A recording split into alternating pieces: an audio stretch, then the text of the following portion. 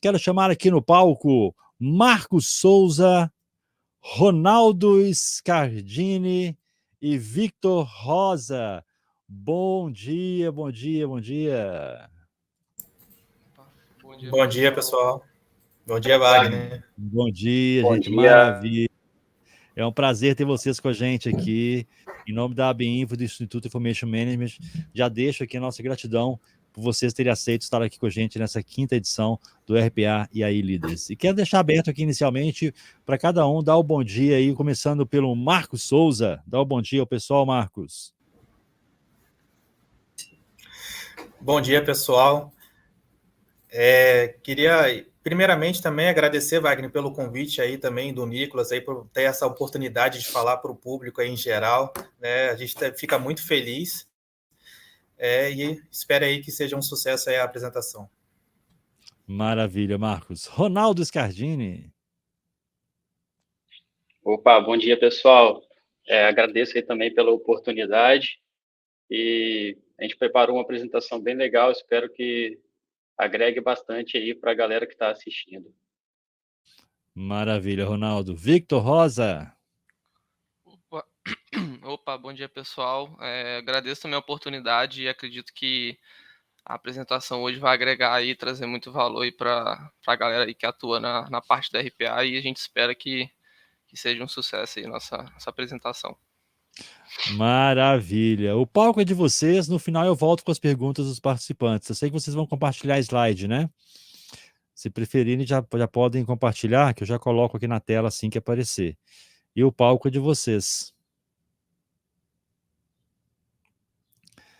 Victor, é você que vai compartilhar, né, o Marcos? Deixa eu ver, assim que aparecer aqui, eu já coloco na tela.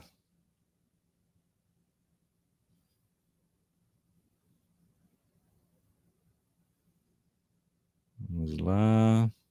Enquanto é compartilhado aqui, gente, lembrando a vocês, surgiu a dúvida, já coloca a dúvida no chat, tá? Porque assim a sua pergunta fica ali primeiro e nós vamos respeitar a ordem de chegada das perguntas. Combinado? Então fica esse acordo entre nós, tá?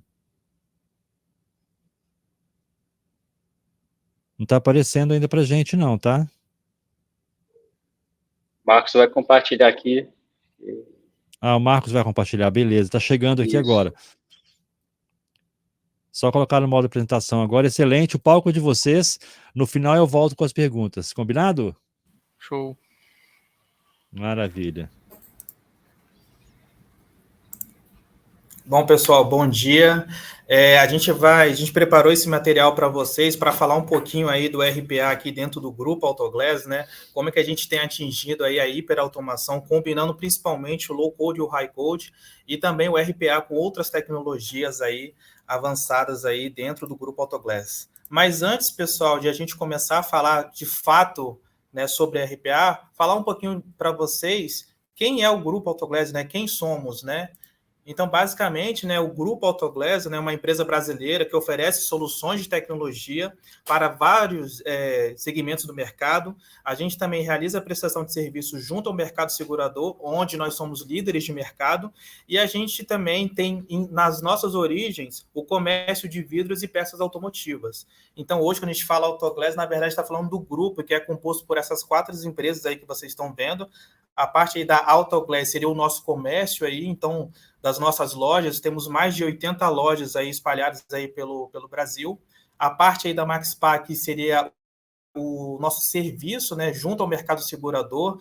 Então, assim, a gente atende os nossos segurados, caso necessite aí de, principalmente um reparo ou uma troca de para-brisa, para-choque, farol, retrovisor, certamente esse segurado será atendido aí pela Autoglass. Temos a parte aí também da Quality, que é responsável pelos imóveis e também logística e do grupo Autoglass, e a Romano aí sendo a parte do administrativo, né? Então, essas 4 empresas hoje compõem o grupo Autoglass. Falando um pouquinho para vocês sobre a nossa empresa.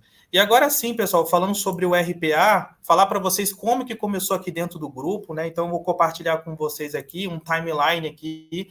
Então, em 2019, que nós começamos a estudar mais essa ferramenta, essa tecnologia, a gente pensou, a Autoglass já sendo uma líder de mercado em diversos segmentos, como que nós pensamos, né? Como que a gente pode ainda mais alavancar os nossos processos, tornar os nossos processos mais ágeis? Como que a gente ainda pode aumentar, produzir mais com tecnologia aqui dentro? Então, em 2019, nós começamos aí a pensar aí propriamente no RPA, na automatização de processos, né? E aí, em 2020, aí no finalzinho de 2019, início de 2020, nós contratamos uma plataforma low-code de RPA, então nós começamos aqui com low-code em 2020, e aí a gente segue aí até hoje. Em 2021, há 2 anos atrás, nós também aí, nós começamos a estudar o High Code, né, do RPA, então hoje a gente utiliza aí o Python, vou falar um pouquinho mais à frente sobre essa linguagem de programação que tem nos ajudado bastante, principalmente na escalabilidade da operação. E falar também para vocês um pouquinho dos nossos resultados, né? No ano passado, em 2022, nós entregamos cerca de 30 automações, e a expectativa, pessoal, é que a gente finalize 2023 e inicie 2024 com mais de 100 automações em produção. Então, essa aí é a nossa expectativa. Vou mostrar para vocês no próximo slide como é que tem sido a nossa evolução, para vocês terem uma ideia. Então, vocês podem observar aí nesse slide, que em 2020 foi o início da operação do RPA. Nessa época, nós tínhamos somente 2 desenvolvedores, então a equipe começou com 2 desenvolvedores. Hoje nós temos 10 pessoas aí, 10 desenvolvedores no time. Então, nós entregamos aí, estava conhecendo a ferramenta, a tecnologia, entregamos 3 automações, e aí vocês podem observar que já teve um crescimento exponencial.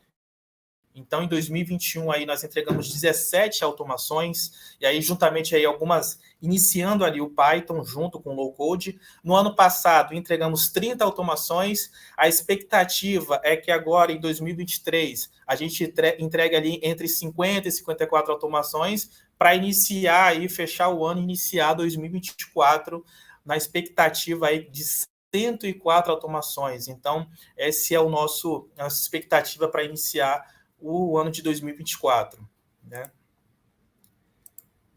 E aí, pessoal, também continuando, agora falar assim, por que do Python, né? Focando um pouco mais no Python, nós começamos ali com low code em 2020, 2021, e aí a gente começou a buscar aí no mercado linguagem de programação para poder nos ajudar a potencializar a automatização de processos. E aí a gente achou aí no Python essa ajuda aí, essa outra linguagem para nos ajudar a escalar a operação. Então, assim, à medida, pessoal, que o RPA crescia na organização, à medida que a gente escalava a operação, a gente precisava pensar em algumas estratégias para reduzir o custo das automações, primeiramente, né? Bem como aumentar a agilidade ali, o desempenho das nossas automações, né? Então, quando a gente foi procurar o Python, a gente pensou realmente na redução do custo das automações, mas aí depois que a equipe se capacitou, a gente viu o potencial dessa linguagem, principalmente quando a gente fala de automatização, a gente viu que redução do custo das automações era somente um dos benefícios dessa linguagem.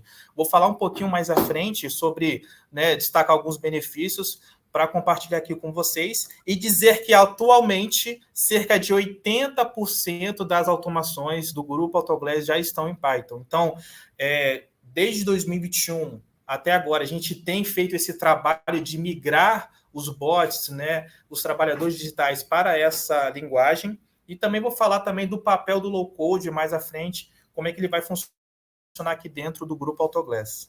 E aí, pessoal, falando agora também dos benefícios, né?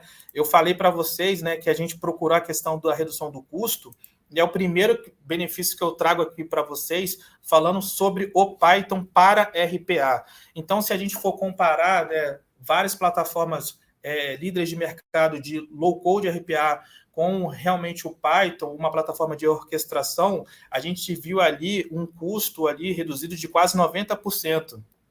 Com relação às plataformas de low-code. Então, a gente teve essa queda no custo ali de cerca de 90%. Uma outra também benefício do Python, e essa palavra, pessoal, durante a apresentação vai se repetir muito quando a gente fala de escala, né? Então, a gente consegue aumentar a capacidade da operação. Então, processos que anteriormente foram inviabilizados por questões da ferramenta low-code, de alguma limitação, com o Python a gente conseguiu expandir, a gente conseguiu abraçar mais processos. Então, o Python ele é muito abrangente quando a gente fala de automatização. Um outro benefício também, que também está ligado com o item anterior, é a questão da flexibilidade. Então, com o High-Code, com o Python, a gente consegue aumentar as possibilidades de automatização. Né? Então, a gente não fica limitado a restrições do fornecedor, que é o famoso lock-in, né? Quando você tem uma empresa aí somente com um fornecedor, você fica ali na dependência daquele fornecedor. Então, com o Python, abriu muito mais esse leque de possibilidade de automatização de diversos processos manuais e repetitivos. E também, à medida que a gente foi crescendo, que a gente foi colocando mais robôs em produção em Python, a gente precisava aí de um orquestrador. E aí a BotCity, aí a gente vai falar um pouquinho mais à frente, nós contratamos essa plataforma que tem nos ajudado bastante aí nessa parte de agendamento, de gerenciar todas essas automações para orquestrar esses bots de uma maneira ordenada e organizada. Então, a BotCity aí tem nos ajudado aí nessa evolução do RPA. E aí, pessoal, falar para vocês também o low-code, né? Porque o Marcos aqui está falando aqui sobre Python, sobre High-Code, que a gente vai estar migrando todos os bots para Python. Mas e o low-code? O que vai acontecer com o low-code aqui dentro do grupo? Ele vai simplesmente morrer? Então, na verdade, não é esse o nosso pensamento, pessoal. A gente, aqui no Grupo AutoGlass, a gente pensa num conceito de multiplataforma, né? Eu, o Ronaldo e o Vitor, nós tivemos a oportunidade de participar de um congresso do RPA com inteligência artificial esse ano, que teve em São Paulo e no Rio de Janeiro, e ali grandes empresas falando do conceito de multiplataforma, ou seja, você ter mais de uma tecnologia envolvida no RPA. Então, o que a gente pensa para o low-code aqui é passar assim, o RPA para o nosso negócio. Então, qual que é a ideia, né? Que é uma coisa que a gente está nesse projeto para ir para o final do ano, para o ano que vem, é que o próprio negócio priorize e automatize os seus próprios processos esses de baixa e média complexidade. Que o low-code, ele permite isso, né? O cara não precisa ser formado em TI, não precisa ter um conhecimento avançado de programação. O low-code, ele realmente foi feito para escalar a operação também. E aí o time de RPA aqui, ele vai ficar focado aí nas grandes automatizações, nos projetos, utilizando o Python. Então, pessoal, isso aí promove ainda mais a escala, porque nós teremos duas frentes de automatização aqui dentro. A gente vai ter o time de TI ali com o High-Code, com o Python, né, automatizando os grandes projetos, e ao mesmo tempo teremos o nosso negócio também priorizando e automatizando os seus processos. Então, uma outra questão do low-code, de novo, falando para vocês, pessoal, a questão da escalabilidade da operação. Igual eu falei, teremos duas frentes de RPA dentro do Grupo AutoGlass. E também, pessoal, resolver um problema que às vezes ainda acontece aqui dentro, que é a concorrência entre as unidades de negócio. Nossos critérios, pessoal, aqui dentro, de priorização de demandas, eles são muito técnicos, são muito claros. Então, a gente olha para o ROI, o retorno sobre o investimento, a gente olha para a FTE, a gente olha para a complexidade da automatização. Então, temos critérios muito bem definidos aqui dentro para priorizar as demandas que chegam. Então, a gente trabalha aqui, na verdade, para todas as BUs, e às vezes a gente tem, né, algum tipo ali de atrito entre uma BU e outra, e levando isso para o negócio, a própria BU vai ter a sua independência, ela vai priorizar ali conforme as suas necessidades e vai automatizar também os seus processos. E uma coisa muito importante, pessoal, que tá no DNA da AutoGlass, do grupo, é a capacitação, né? Então, quando a gente vai pegar o low-code, colocar nas áreas de negócio, nós iremos capacitar, nós já temos alguns key usos aqui dentro. Importante falar da capacitação, pessoal, que nesse ano, no mês de maio, nós já capacitamos uma parte do nosso negócio, não na parte de desenvolvimento de RPA, mas principalmente na parte ali de mapeamento de processos. Então, assim, as demandas hoje em dia têm chegado para a gente de uma maneira muito mais assertiva. Então, nós capacitamos o nosso negócio na parte de mapeamento, na parte da busca de novas oportunidades de automatização, que a gente sabe que tem inúmeras. Então, hoje, as demandas chegam para a gente de uma maneira muito mais estruturada e vamos continuar nessa capacitação agora na parte aí do desenvolvimento aí das automações. tá, pessoal? Aí falando um pouco mais do low code, que ele vai continuar aqui dentro do grupo, combinando com o high code. E aí, pessoal, para a gente poder governar tudo isso, né? Eu falei do high code, falei do low code. Como é que a gente consegue governar tudo isso? Como é que a gente consegue organizar tudo isso? Com um centro de excelência, o COI RPA. Atualmente, pessoal, nós estamos num projeto, né? Tem uma consultoria nos ajudando a implantar um COI. Mas para quê, Marcos? Para justamente fazer essa governança dessas automações. Falei para vocês, pessoal, que a expectativa é que a gente chegue aí no próximo ano aí com mais de 100 automações. Mas, e como é que a gente faz a governança disso, né? Quando nós tivermos o negócio automatizando, a gente vai escalar ainda mais a operação, chegaremos a 150, 200, 300 automações. Precisamos aí de um centro de excelência para fazer a governança disso tudo, né? Para a gente ter um desenvolvimento ali ordenado, facilitar a sustentação e permitir ainda mais a escalabilidade da operação, tanto no low code quanto no high code. De novo, pessoal, falando sobre a escalabilidade, né? Na medida que mais trabalhadores digitais, mais automações entram em produção, fica um pouco mais difícil a manutenção e a da escalabilidade. O COI ele surge realmente para resolver esse problema, para a gente ter uma maneira muito mais ordenada e para governar as nossas automações. E, de novo, também, repetindo esse termo, pessoal, é que a gente espera aí ter uma expectativa de potencializar os resultados com novos trabalhadores sendo desenvolvidos pelo nosso negócio. Seguindo os padrões do COI, pessoal, é importante dizer isso, que nós iremos capacitar o nosso negócio para que eles possam desenvolver essas automações e um dos critérios e requisitos é o negócio irá desenvolver seus bots ali de baixa e média complexidade, seguindo os padrões definidos pelo nosso centro de excelência. Nós estamos implantando um centro de excelência no modelo híbrido, que vai ficar dentro da nossa TI. Tá bom, pessoal? Essa aqui é a questão do low code, do high code e do centro de excelência. E aí a gente chega na questão da hiperautomação, né? O que seria isso, né, pessoal? Eu trouxe até uma foto aqui da BotCity que retrata bem o que seria a hiperautomação, né? Algumas pessoas confundem, acham que o termo de hiperautomação está relacionado somente com RPA. E, na verdade, o RPA é a tecnologia ali central da hiperautomação.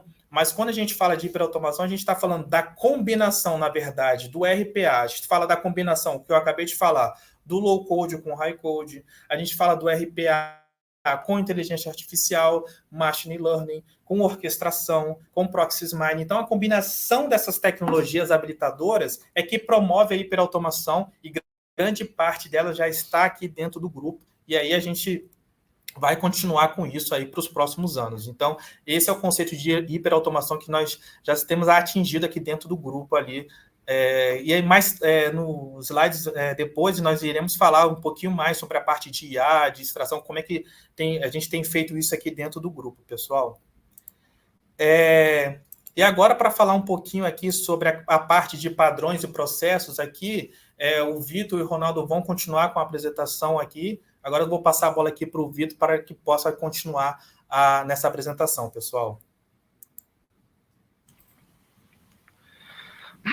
Opa, bom dia, pessoal, novamente. Agora a gente vai trazer as estratégias que a gente está aplicando aqui no RPA para poder atingir esse sucesso que o Marcos mencionou, da gente chegar a um cenário de 80, né, automações que a gente pretende atingir até o final do ano. E a gente vai apresentar alguns tópicos, eu vou apresentar aqui junto com o Ronaldo vai finalizar com a parte de arquitetura e o timeline que a gente teve de 2021, desde quando a gente iniciou. E a gente enxergou nesses temas que eles fazem sentido com o tema que a gente está trazendo aqui para o evento e que a gente acredita ser muito relevante para o cenário, tanto de hyperautomação, de hiperautomação, e também para que a gente enxerga que muitas áreas de negócio aplicam esses cenários. Então, primeiro que a gente vai trazer a extração de textos em documentos, reconhecimento de documentos, que a gente vai trazer também as estratégias de OCR para poder conseguir executar a leitura, alguns casos de uso que a gente está trazendo aqui dentro do grupo, e depois finalizar com a arquitetura, que a gente está apresentando aqui, que a gente está utilizando com os robôs, e o timeline dela.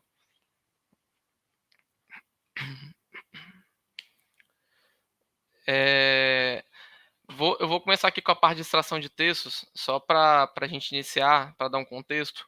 Grande parte hoje das nossas automações, elas fazem extração de texto. Depois eu vou até trazer um número no slide mais para frente. Uma coisa que o Marcos mencionou em outros slides é que a gente, às vezes, no low-code a gente inviabilizava muitas demandas e muitas delas, às vezes, necessitavam de, por exemplo, extração de texto, porque as áreas trabalham muito com documento PDF, imagem. Então, essas tecnologias que a gente vai apresentar aqui agora como extração de texto, foi de suma importância para a gente escalar o RPA aqui dentro da empresa, dentro do grupo. Então, basicamente, algumas tecnologias que a gente utiliza é a de OCR para poder trabalhar com esses documentos. Ainda mais que às vezes são documentos digitalizados, então a gente precisa aplicar o OCR em documentos de PDF, documentos de imagem para poder extrair esses textos. A gente também trabalha aqui com processamento de linguagem natural, que eu vou apresentar mais para frente também para poder fazer alguns reconhecimentos de documentos. E também aqui, falando mais tecnicamente, a questão de alguns frameworks que a gente vem trabalhando hoje, como, por exemplo, o Space para processamento de linguagem natural, o Tesseract, que é o mais famoso no mercado, que foi um dos primeiros lá a entrar nesse mercado de OCR.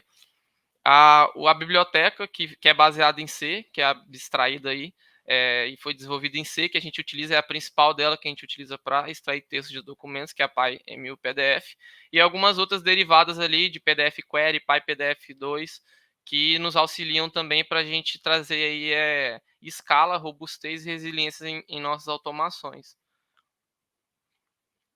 Aí agora, pessoal, eu vou trazer aqui um cenário que acontece aqui para a gente. No momento de extrair os textos, a gente trabalha com muitos modelos de documentos diferentes, layouts diferentes.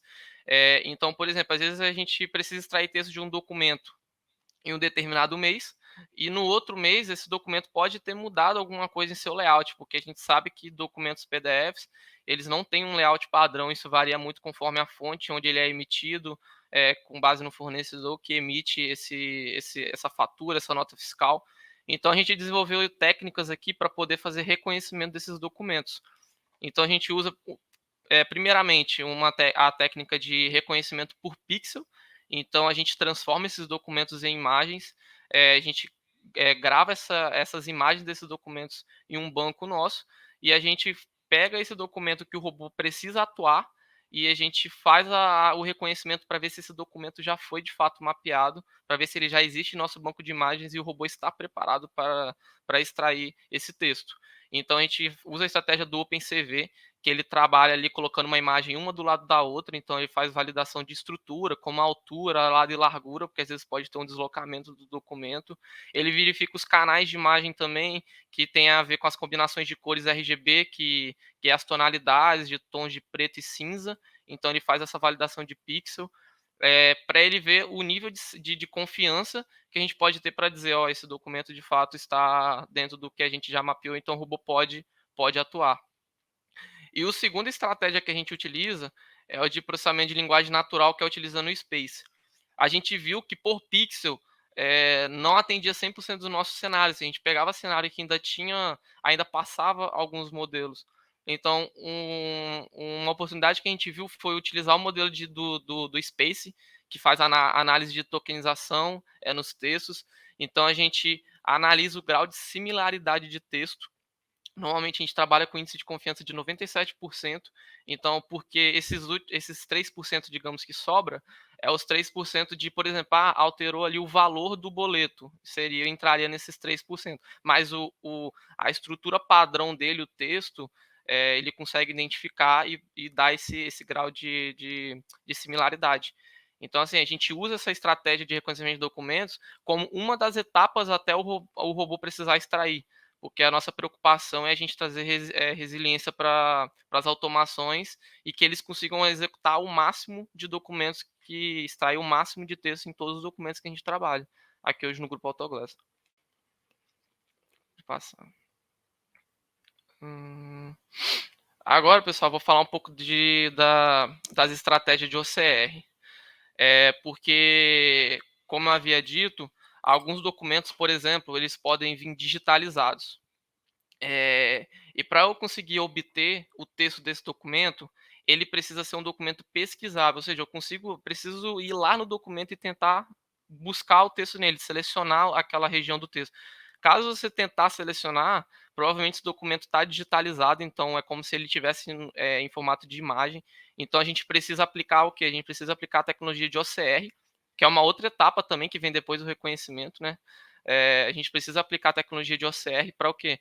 Para que ele faça visão computacional nesse documento e ele vai fazer o reconhecimento de padrões de caracteres, fontes, as fontes que a gente mais conhece, como Arial. Então, ele entra ali no nível do caractere, faz a análise do caractere para ele ver o que ele consegue reconhecer de padrão de caractere, para no final ele retornar com esse PDF com todos os caracteres que ele reconheceu.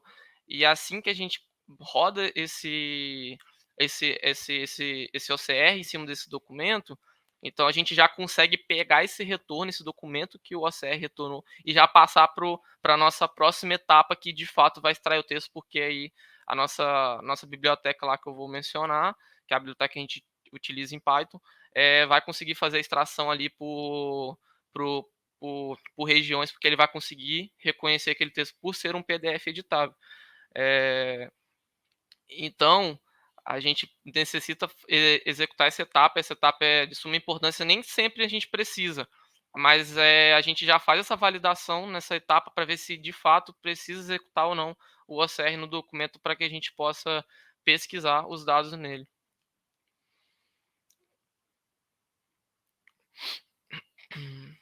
Tá. Aí vocês devem estar se perguntando, pô, mas extração de texto e tal, por que a gente decidiu trazer? Para vocês terem uma ideia, quando a gente iniciou no RPA Low Code lá, a gente descobriu que muitas automações foram inviabilizadas por essa questão de extração de texto. E quando a gente foi evoluindo, estudando essas tecnologias, implantando o Python, quando a gente começou a implantar o Python aqui na nossa equipe, a gente viu oportunidade de entrar nesse mundo dos documentos, de conseguir extrair, de rodar modelos de OCR, de extração de texto, utilizar bibliotecas baseadas em C, que a gente tem aqui, que a gente utiliza. E com isso, mais de 40% do nosso parque de automações hoje, com o levantamento que a gente fez, utiliza tecnologia de extração de texto e imagem. Então a gente está falando aí que se a gente não tivesse explorado essa área, a gente talvez teria um cenário de 40 robôs ou 50 robôs e não estaríamos chegando num cenário de quase 100 automações hoje, agora no final de 2023. Então vou trazer para vocês só para terem uma ideia de alguns casos que a gente tem aqui que utilizam esses modelos, que utilizam essas estratégias que a gente mencionou, que eu mencionei, né, nos slides anteriores. O primeiro que eu vou trazer é a requisição de pagamento. Ele trabalha hoje com aproximadamente mais de 200 documentos de diferentes templates, layouts, boletos, guia de prefeitura. Então, todo mês pode mudar uma guia de prefeitura, todo mês pode mudar a nota fiscal. Então, é por isso que a gente aplica todas aquelas estratégias para que esse robô consiga extrair o máximo que ele conseguir de todos os documentos. Hoje a gente tem um cenário muito assertivo. A gente consegue extrair mais de 95% desses documentos. Então, isso traz um sucesso muito grande aqui para o negócio. E esse robô, por exemplo, ele atua em várias BUs do negócio. Ele faz requisição de pagamento para várias unidades de negócio dentro do grupo. A gente tem outros dois robôs, que um é o geração de vendas. Ele trabalha com pouco documento, mas o core dele é gerar as vendas ao final do dia. Então, esse robô gera mais de 400 vendas em um único dia. Então, ou seja, mais um robô que entra aí no cenário que a gente explicou de oportunidade para extração de texto em documento. E o último que eu vou citar, que é o validação/conferência de dados. É um robô específico que a gente tem aqui, que ele foi treinado para extrair texto de imagem. A gente recebe algumas imagens aí de fornecedor e algumas informações nessa imagem precisam ser validadas. E a gente aplicou alguns modelos ali para poder fazer recorte da imagem, para poder pegar uma região específica do documento dessa imagem, para poder extrair uma determinada informação que a gente precisa validar em um outro sistema, que é uma verificação meio que de segurança, uma verificação financeira que a gente faz internamente e que pretende estar trazendo um retorno bem alto aqui para o grupo. Então, a gente tem cenários de extração de texto de documento, a gente agora a gente entrou recente no cenário mais complexo ainda, que é a gente extrair texto de imagem, trabalhar realmente com imagem, câmera de celular, então a gente já está conseguindo trabalhar com esse tipo de extração. E agora, pessoal, eu vou passar a palavra aqui para o Ronaldo Domingues, que ele vai falar um pouco sobre a arquitetura e o timeline aqui, como a gente está estruturado aqui no grupo com relação à nossa arquitetura dos robôs. Bom, pessoal, bom dia novamente. Dando continuidade aqui na apresentação, vou apresentar para vocês de uma maneira abstraída a arquitetura de RPA que a gente está implantando aqui na empresa. Então, como vocês podem ver aí na imagem, no nosso cluster, a gente tem basicamente 3 tipos de máquina, né? Que seriam um master, um worker de Linux e um worker Windows. E a gente se baseia basicamente em ferramentas open source aí na utilização dessas máquinas do nosso cluster. Então, como é que a gente faz funcionar tudo isso aí, né, que o Vitor explicou? Como é que a gente estrutura e viabiliza todas essas automações que o Marcos comentou? No nosso Node Master, a gente tem o nosso servidor PyPy interno, onde a gente armazena as nossas bibliotecas que a gente desenvolveu aqui internamente, essas bibliotecas de extração de documento, biblioteca de envio de e-mail, de chat e outras coisas mais. Tudo isso aí fica no nosso servidor PyPy interno, que facilita essa questão de gestão dessas libs no nosso código. Então, a gente armazena ali como se fosse um serviço de cloud, como se fosse o PyPy padrão mesmo. A gente usa o mesmo comando de pip, faz a atualização e puxa os documentos nas versões corretas, para garantir que as automações sempre estão atualizadas e utilizando as últimas versões. Na mesma linha de raciocínio, a gente tem um Docker Registry interno, que seria como o Docker Hub, onde a gente armazena as imagens que a gente usa para criar os containers das nossas automações. Então, essas imagens que a gente customizou para as nossas próprias aplicações, com as dependências que a gente precisa para rodar as nossas bibliotecas, ficam armazenadas ali. E a mesma questão, a gente faz um Docker Pool e garante que todas as automações estão usando as imagens corretas nas últimas versões, com tudo atualizado, tudo certinho, e garantindo a segurança de estar tudo hospedado aqui internamente. Aí a gente tem também uma API de integração, que a gente faz integração entre as automações e vários outros serviços, uma API de uso geral que a gente usa aí para todas as automações. A gente tem o Portainer como interface gráfica de gerenciamento do Docker. E outra funcionalidade muito boa do Portainer é que ele expõe também diretamente a API do Docker ali na máquina que ele está hospedado. Então, ele faz um reverse proxy nessa API e aumenta muito a nossa possibilidade de integração com o Docker via API de qualquer outra máquina que a gente esteja usando para gerenciar essa máquina, que seria como se fosse um worker. A gente tem o Jenkins também, que é integrado com o Bitbucket, que é o repositório de Git que a gente usa aqui para fazer o nosso CI/CD. Então, realizar deploy e update de maneira automatizada, passa tudo pelo Jenkins aí com essa integração no Bitbucket. E para monitoramento de tudo isso, a gente usa o Grafana na geração dos dashboards. Aí no Grafana a gente tem 3 data sources diferentes. Um é o Prometheus, o outro é o Loki e o nosso banco de dados, aí como exemplo o Postgres. Então o Prometheus ele é usado para armazenamento de métricas do hardware. E ele armazena essas métricas em tipo time series. Então a gente consegue gerenciar e avaliar em tempo real o uso de CPU de cada máquina, o uso de RAM de cada máquina, o uso de swap, I/O de dados e afins. Então, a gente tem uma visão completa ali de como que o hardware está se comportando.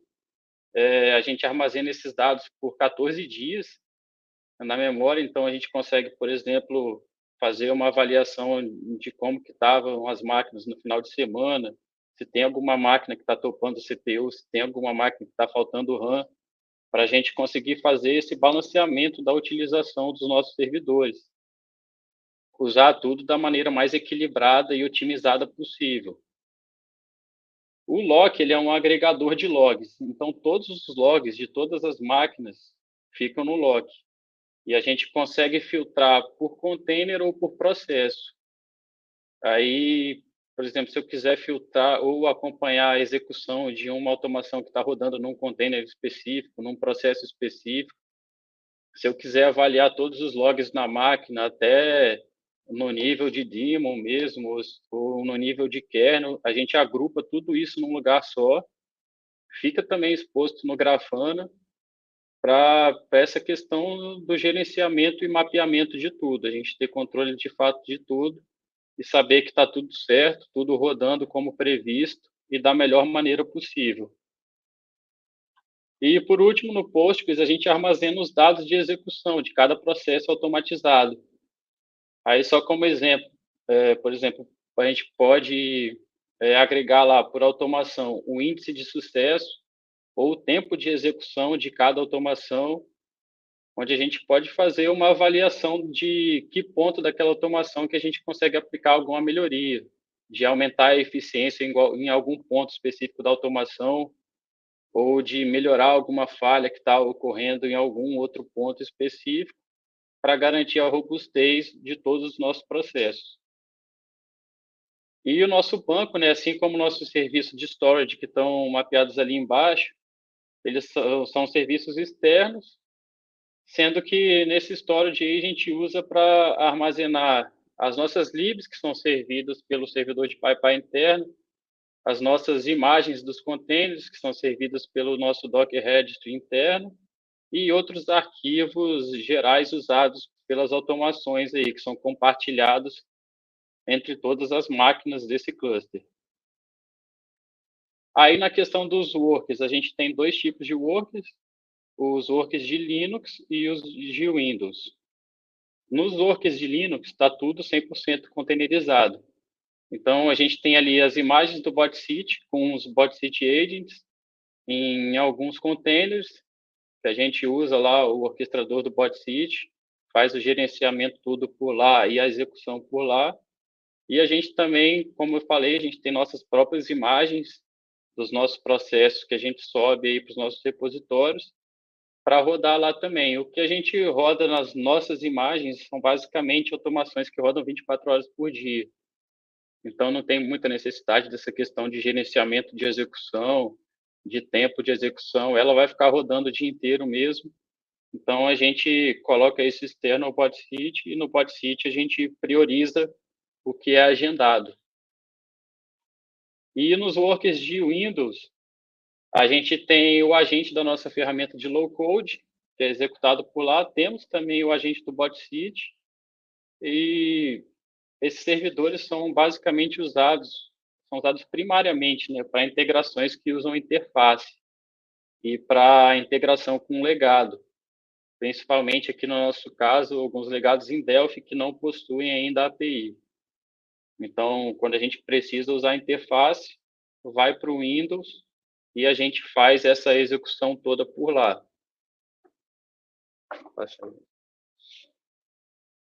Aí, para finalizar, né? Como eu comentei, a gente está num processo de implantação dessa arquitetura.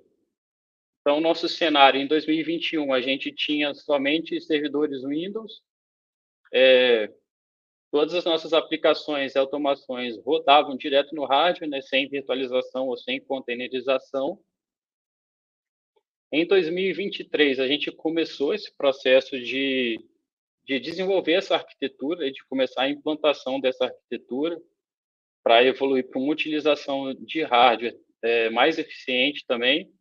A gente tenta otimizar tanto na parte do código quanto na parte do hardware para fazer tudo da maneira mais eficiente possível. Então, a gente tem esse esquema híbrido de servidores Windows e Linux.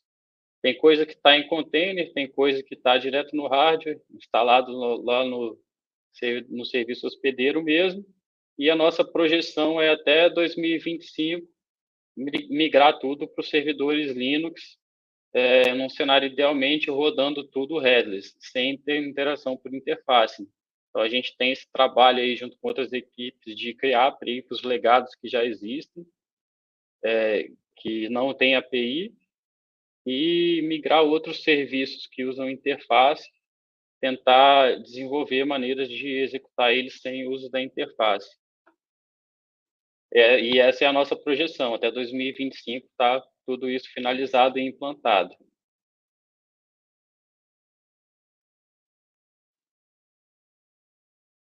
Aí, pessoal, a gente finaliza aqui nossa apresentação, né, em nome da Autoglass.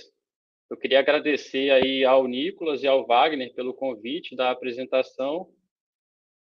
Nossos contatos estão aí no LinkedIn, GitHub, Medium, para quem quiser ler as besteiras que eu escrevo lá de vez em quando. Só entrar em contato aí para a gente conseguir discutir sobre processos, evoluir e aprender junto, né? A gente está sempre disponível a discutir e aprender para conseguir melhorar os nossos processos e para a gente trabalhar junto e se ajudar aí também. Beleza? Conseguimos correr aqui para acabar no tempo, né, Wagner? Excelente! Agradeço aí a todos. Maravilha, excelente apresentação, Marcos, Ronaldo e Victor. Temos aqui a primeira pergunta. A primeira pergunta é do Fernando. Qual o tamanho da equipe que desenvolve e sustenta os robôs da Autoglass?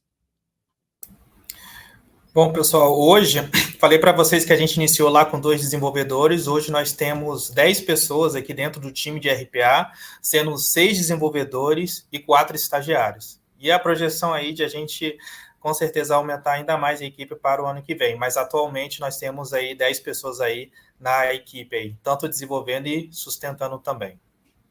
Maravilha. O Lauro Jorge, ele pergunta o seguinte: quais são as barreiras para a automação usando RPA em relação aos pontos de origem e destino? E como as linguagens de programação estão envolvidas nesse processo? Além disso, é possível integrar ferramentas de gestão de IoT para superar essas barreiras?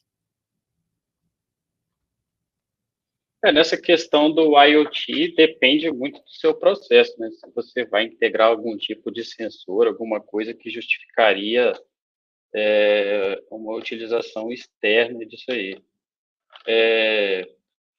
Na questão da entrada e saída de dados ali que você comentou, confesso que eu não entendi muito bem. Qual que é a dúvida? E se puder explicar de maneira um pouco mais detalhada, por favor. Não, beleza. Aí se a pessoa colocar para mim aqui o detalhamento, aí eu refaço a pergunta para você. O Fernando, ele perguntou, você já até respondeu, né? Ele perguntou quantas pessoas e o perfil, qual é? Devs, júniors? Hoje dentro da equipe está bem equilibrado, né? A gente tem os devs tanto sênior, pleno, júnior e também os estagiários. Então a gente tem esse perfil aqui dentro do time de RPA. Está bem equilibrado nessa questão da senioridade. Fantástico. O Diego, que cuidados vocês consideram importantes ter ao se trabalhar com low code?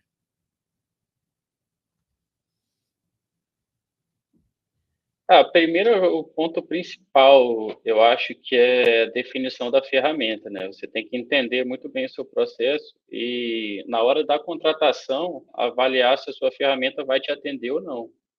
Tem vários níveis de ferramenta, né?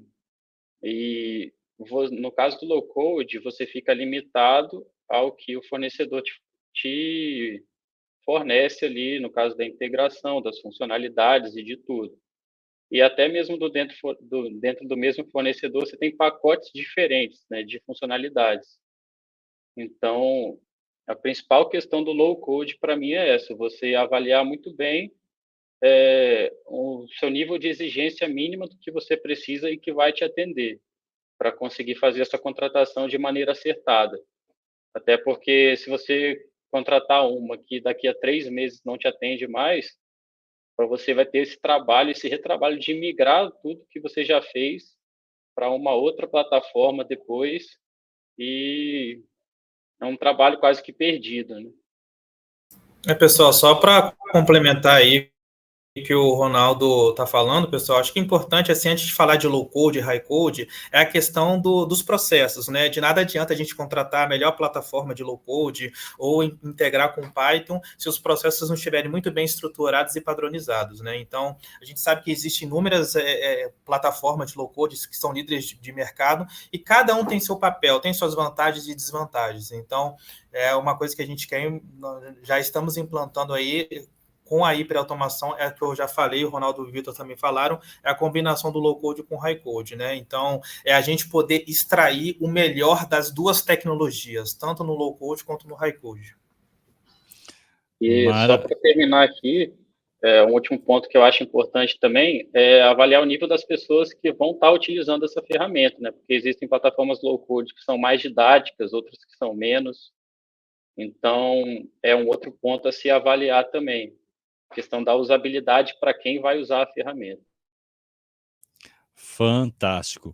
O Robert está perguntando o seguinte: seria interessante explorar também os servidores cloud, exemplo, o Azure ou a AWS? É interessante também. No nosso caso aqui, a gente tem também um data center interno, mas também essa não é uma realidade de muitas empresas. A gente usa tanto os serviços internos como o cloud. No nosso caso, a AWS, que é a nossa parceira aqui. Mas para uma empresa que não queira investir nessa parte de infra ou não tem uma necessidade de investir na parte de infra, até no caso dessa arquitetura que eu apresentei aqui, você pode fazer tudo isso na AWS. E até de maneira mais simples, porque a AWS vai te garantir a disponibilidade do serviço, ela vai te garantir redundância, ela faz o load balancing ali automaticamente. Então, se você tem uma equipe reduzida, uma equipe menor, ou não tem a necessidade de um data center, eu recomendaria fazer tudo isso numa cloud. É só para complementar o que o Ronaldo, e também o benefício da cloud que a gente enxerga é a questão dele, muitos serviços eles oferecer como uma plataforma, né? Então, às vezes a pessoa não tem um conhecimento tão técnico ali, a ponto de linha de comando, então a plataforma auxilia nessa questão da implementação e da implantação também dos serviços ali, seja de banco, de bucket.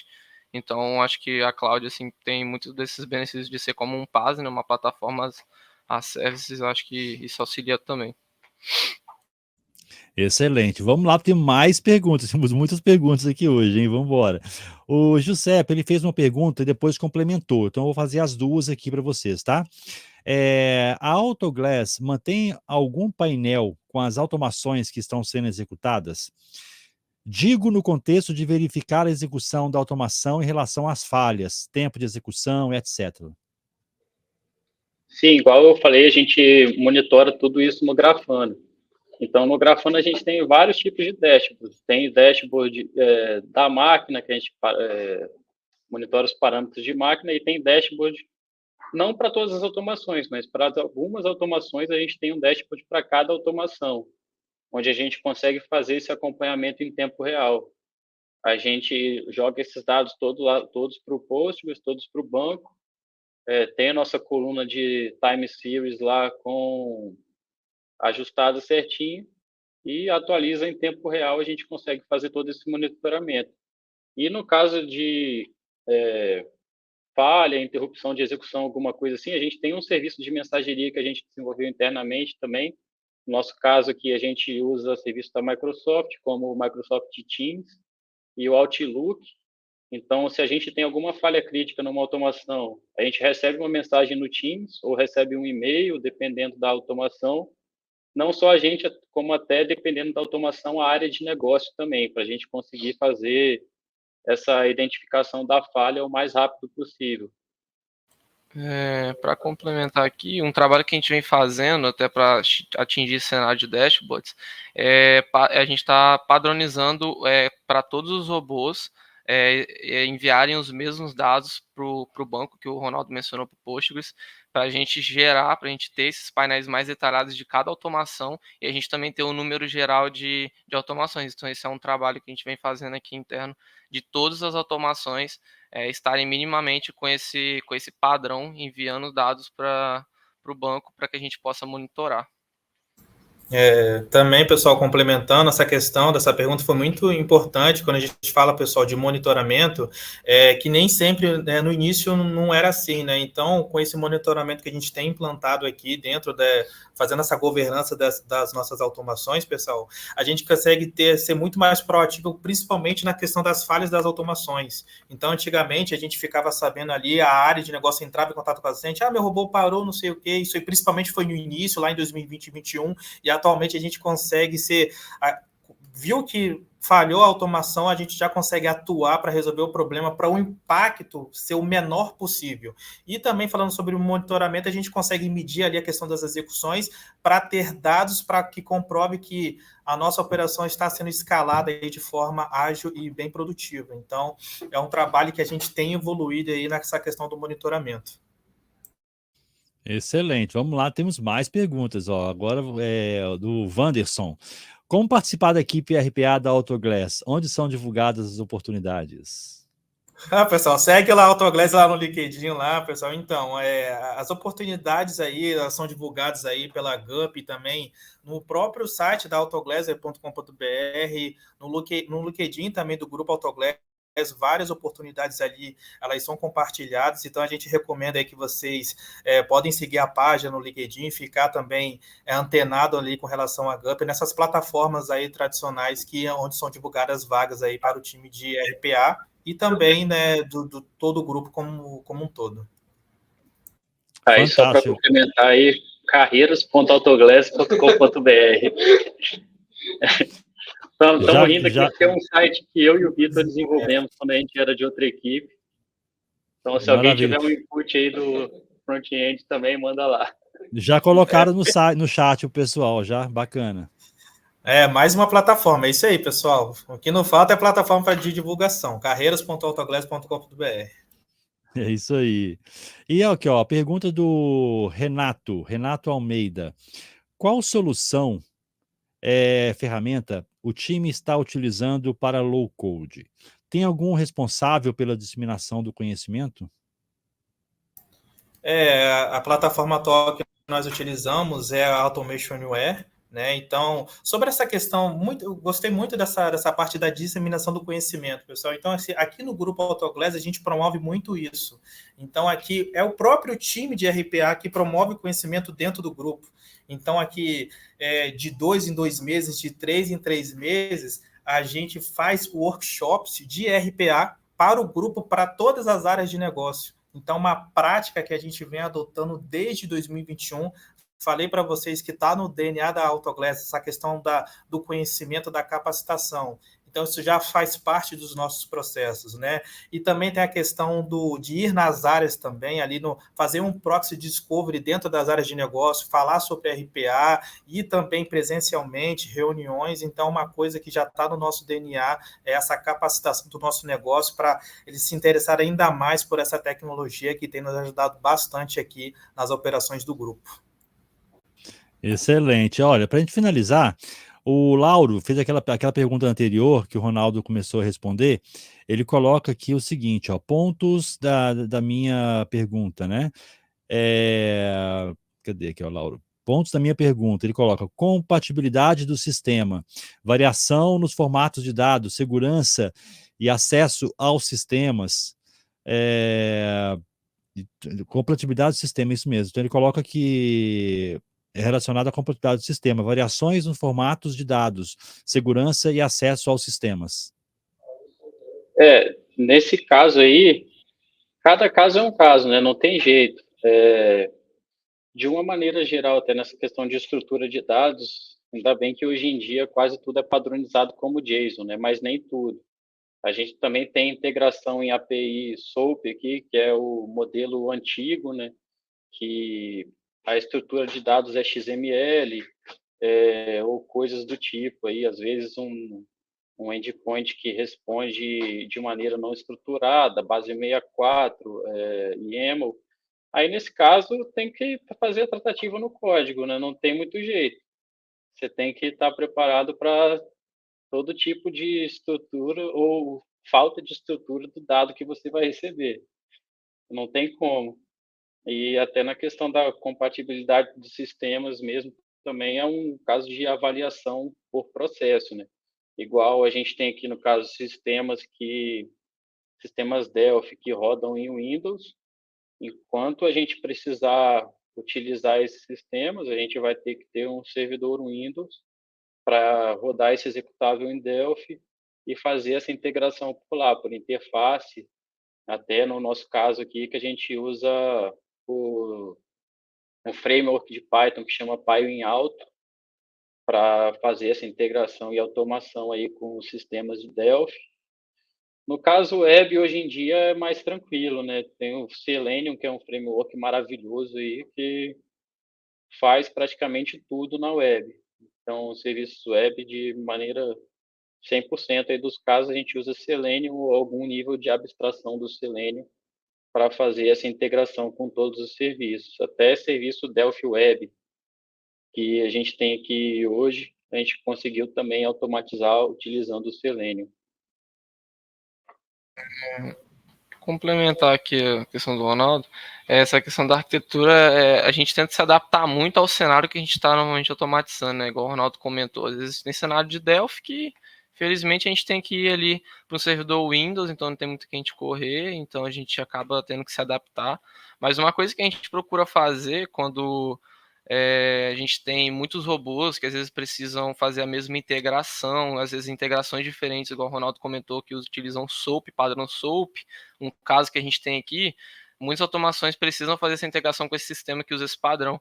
Então, o que a gente faz internamente é desenvolver uma biblioteca. Então, a gente fez que o Ronaldo até mencionou na arquitetura. Então, a gente cria normalmente bibliotecas para facilitar essa integração do robô com esse sistema, tirar a complexidade do robô e a gente torna ainda a automação, diminui o tempo de desenvolvimento da automação. Até pegando um gancho na questão da extração dos textos, muitas das coisas que a gente fez aqui foi criar bibliotecas que fazem essas extrações, que isso diminuiu muito o tempo de desenvolvimento, porque assim, alguém já quebrou a cabeça aqui internamente para ver como isso funciona, todo esse ecossistema.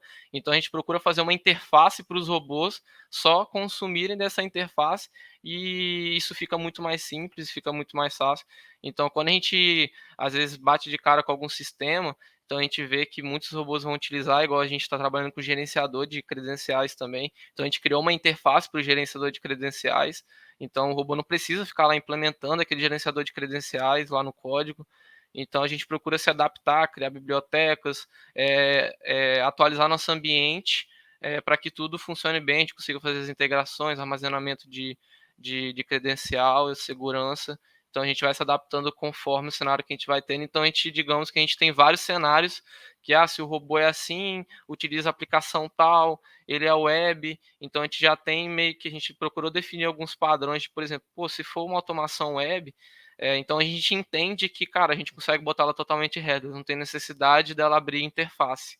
Então a gente trabalha para que isso aconteça. Agora, se a gente entra no cenário de Delphi, então a gente precisa da interface, então a gente acaba entrando no cenário de Windows e assim por diante. Acho que é meio que essa mutabilidade que a gente tem entre os sistemas, que o RPA, infelizmente, não pode controlar muito dos sistemas que a gente trabalha com muito sistema externo. Então, às vezes, a gente está à mercê e o que a gente faz é pensar numa arquitetura mínima para que isso tudo dê certo. Seja biblioteca, seja container, porque container a gente isola as dependências, isola os versionamentos. A gente às vezes tem container que instala muito dependência, instala muita biblioteca. A gente está falando de OCR, Tesseract, a gente está falando de outras bibliotecas de modelos de machine learning que às vezes a gente instala. E outro robô não precisa disso. Então a gente procura isolar isso de alguma forma para que tudo funcione e a gente não tenha muita dor de cabeça aqui na hora do momento que a gente está implantando, na hora que o robô está de fato em produção. Aí, só para finalizar aqui, rapidinho, né? Um outro ponto muito benéfico da questão da containerização, além de isolar o ambiente, igual o Vitor comentou, é a questão da segurança também, né? Porque toda a execução, o kernel enxerga aquele container como se fosse a única coisa que existe ali no computador naquele momento. Então, até que se você tiver algum problema de segurança, de invasão, alguma coisa, o ofensor vai ficar isolado naquele container. Ao contrário do que, por exemplo, se aquele agent estivesse rodando na máquina. o sensor ia ter controle total da máquina. Então, na parte da containerização, a gente tem tanto ganho nessa questão de isolar as dependências e deixar o processo em si mais robusto, quanto também de segurança. Excelente. Infelizmente não temos tempo para mais perguntas. Finalizamos aqui. E fica a dica para o pessoal que está assistindo. Se conecte ao Marcos, ao Ronaldo e ao Victor, e também à Autoglass.